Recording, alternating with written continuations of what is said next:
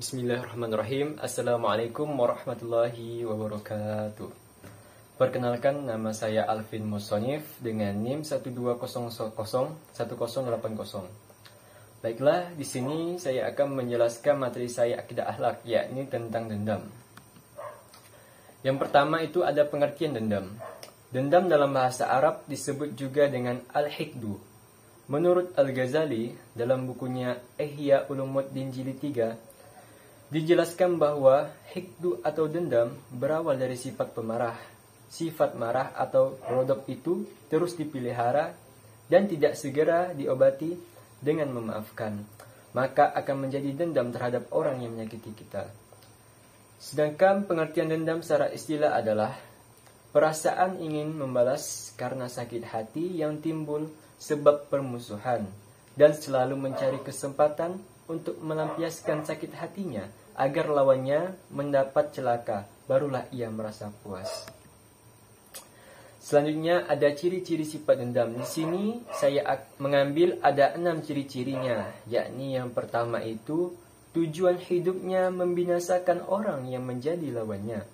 Yang kedua, perbuatan yang dilakukannya selalu bertujuan mengalahkan lawannya. Yang ketiga, tidak merasa puas bila lawannya belum mendapatkan kekalahan.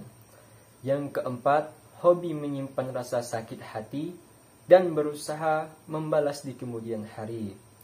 Yang kelima, tidak mau memaafkan kesalahan orang lain.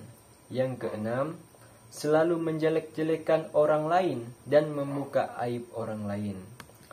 Selanjutnya ada dalil dendam, yakni yang pertama itu Quran Surah Al-Baqarah ayat 45 yang artinya, jadikanlah sabar dan solat sebagai penolongmu, dan sesungguhnya yang demikian itu amat berat kecuali bagi orang-orang yang khusyuk.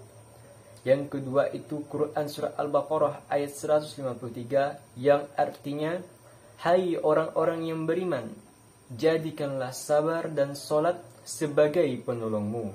Sesungguhnya Allah bersama orang-orang yang sabar.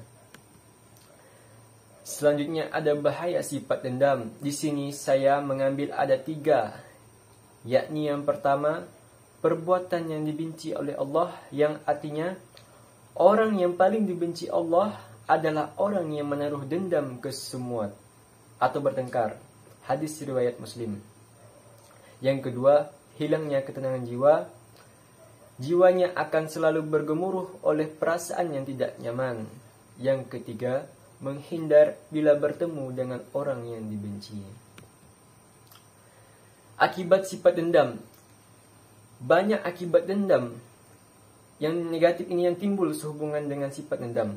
Beberapa di antaranya sebagai berikut. Yang pertama, hilangnya ketenangan jiwa. Yang kedua, selalu marah ketika orang lain menceritakan kebaikan orang yang kita dendam itu. Yang ketiga, membatasi pergaulan. Dan keempat ataupun yang terakhir, menyesal di kemudian hari. Selanjutnya, cara menghindari sifat dendam. Di sini saya mengambil ada 4 cara.